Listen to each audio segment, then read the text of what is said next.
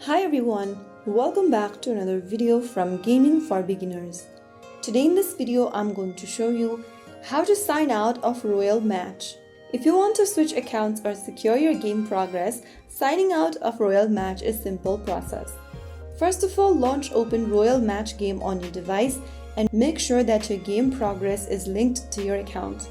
Once you're inside the home page, click on the gear button at the top right corner of the main home screen. This will open up the settings menu where you'll need to tap Save Your Progress. Now, you will see a sign out button popping up right next to any login method that you've chosen.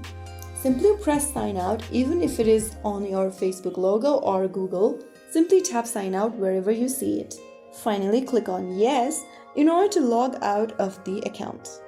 And that's how you can easily log out or sign out of Royal Match. Signing out of Royal Match is simple and ensures your progress is safe while allowing you to switch accounts easily.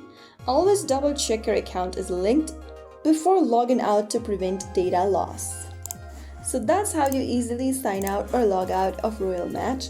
If you found the video helpful, don't forget to like, share and subscribe to the channel. I will be back again in the next video. Thanks for watching.